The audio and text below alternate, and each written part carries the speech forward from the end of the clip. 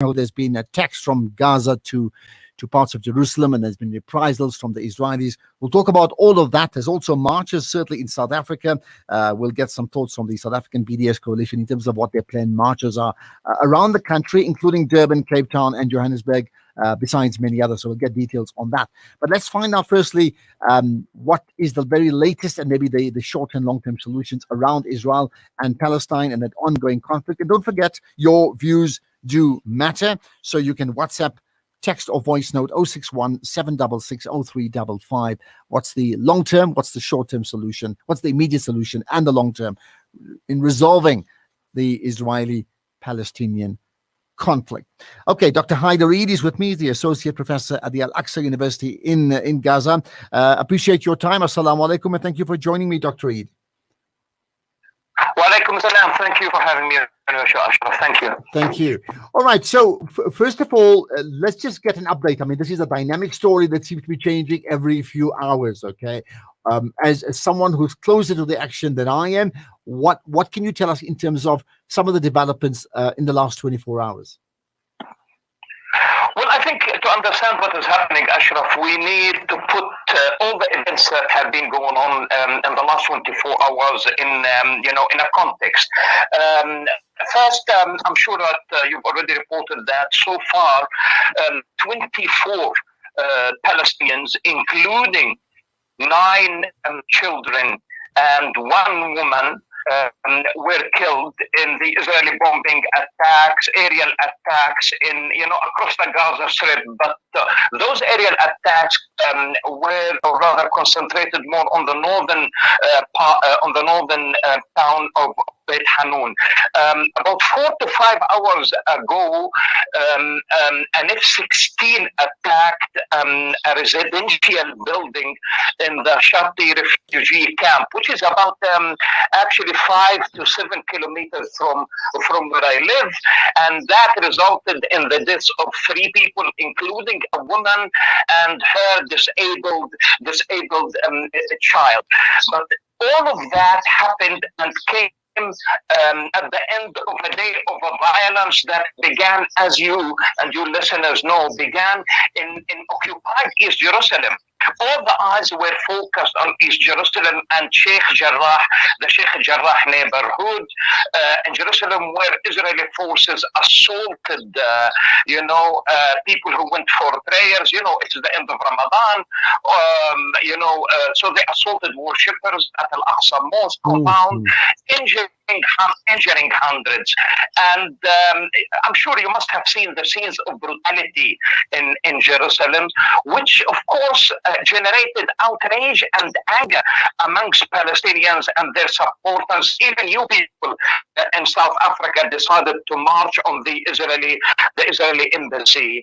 And as a result of that, as a result of what is happening in Jerusalem and in the West Bank, the resistance movements, and when I say resistance movements here, I'm talking about all resistance movements, Aisha, not only Izzeddin al-Qassam, all resistance movements issued statements, including Hamas. Izzeddin al-Qassam issued an ultimatum giving an Israel until 6 p.m.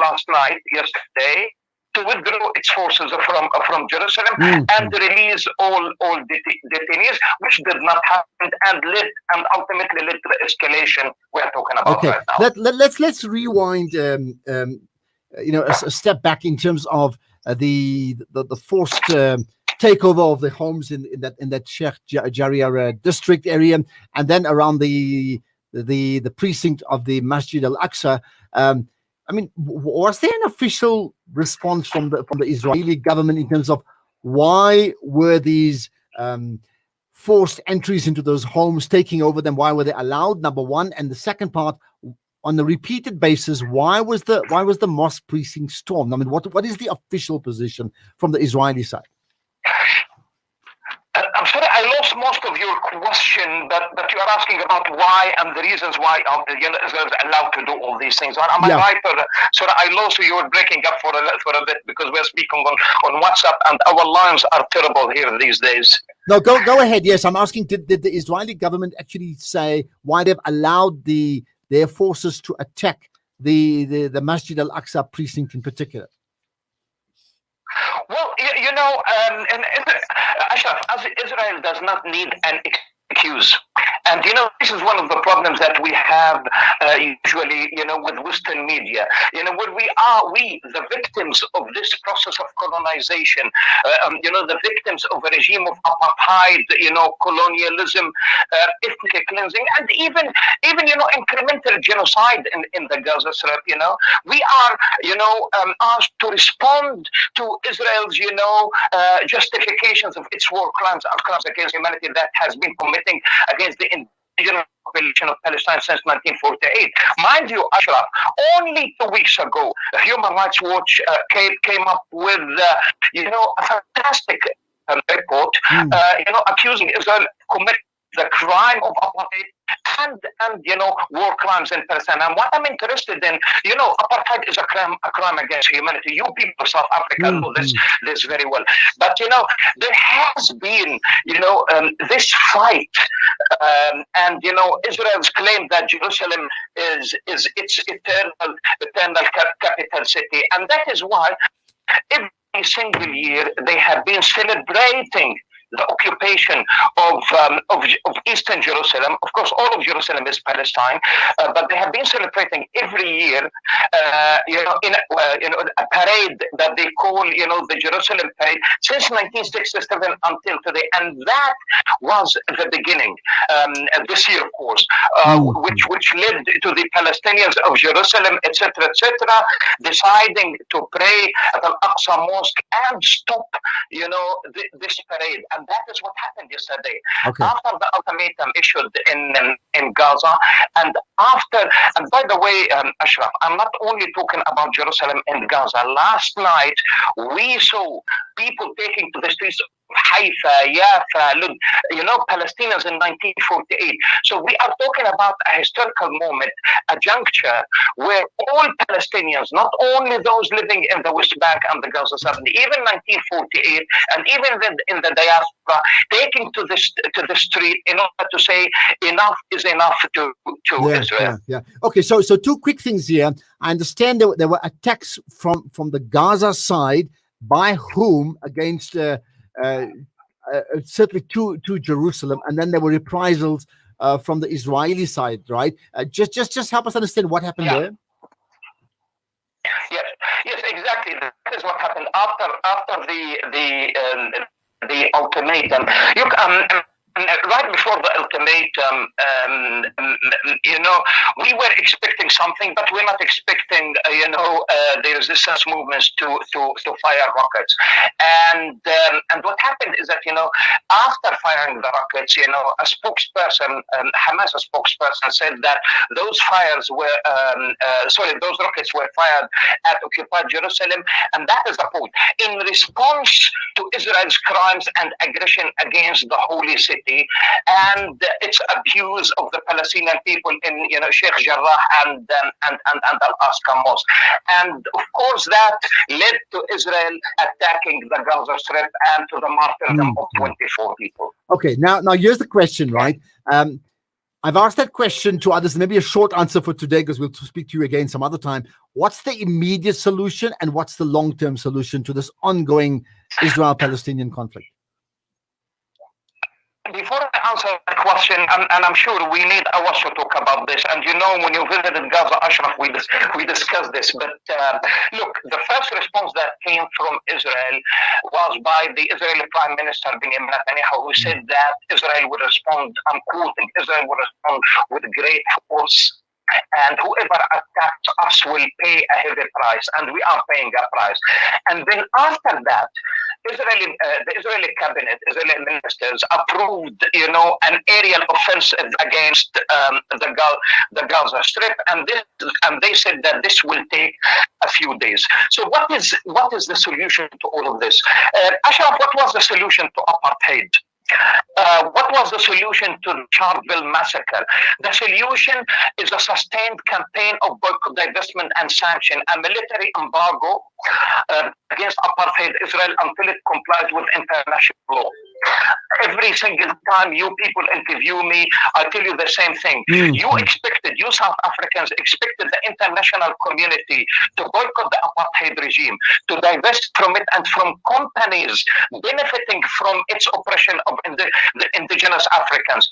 And then you expected the international community to impose sanctions against the apartheid system. All right, so with that in mind, okay, so with that in mind, very quickly, I think that the first supporter of Israel is significant, and that's the USA, who's blocked a whole lot of resolutions of the United Nations. The first one. The second part, in terms of boycotting, as opposed to boycotting, in fact, there's been a thawing of relations with many Middle Eastern countries in the last few years, including the UAE, sponsored maybe by Donald Trump. So instead of staying away, they collaborating far more. How significant is that?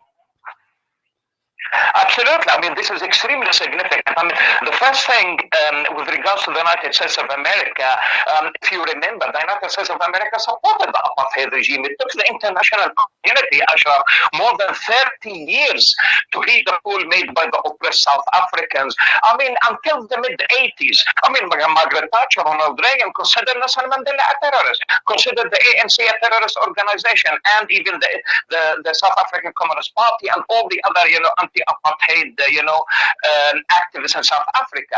Nelson Mandela's name was dropped from the terrorist list only in 2008, if you remember, Ashraf. So it took the international community more than 30 years, but in our case, we issued our statement calling on the international community to boycott apartheid Israel only in 2005. And look, we've already gathered a huge momentum of support from international civil society. Now, for the time being, we don't count on the government of the United States of America. But even the American political system is changing itself. Look at how many congressmen and women, including Rashida Tlaib, including Ilhan Omar and others as well, supporting Palestinian basic rights. And Haider, here's the last thing. Dr. Haider Reid, I need to let you go. Here's the last thing, right? Of all the voices in the last day or two, is there one significant voice that has emerged that may well mark the tipping of the scales? You mean a voice from Palestine? No, a voice from outside supporting the Palestinian position. No, sure. As I told you, what we are banking on, civil society, and you have all trade unions, including your own SATO, issuing the statements in support of Palestinians and the support especially of Jerusalem. And as I told you, our call is boycott, divestment, and sanctions, and we have already reached the point where we will be able, I think, to say that this is our South African moment, where the international community will start imposing sanctions against the apartheid system. That's where we're going to leave it. Dr. Haider Reid, that's where we're going to leave it, I'm afraid. Thank you so much for your time. Most appreciated. Dr. Eady is the associate professor at the Al-Aqsa University in Gaza. So he made reference to boycotting and sanctions, and we're going to talk about that because there's a march being coordinated today. In fact, we'll get news on that in a moment.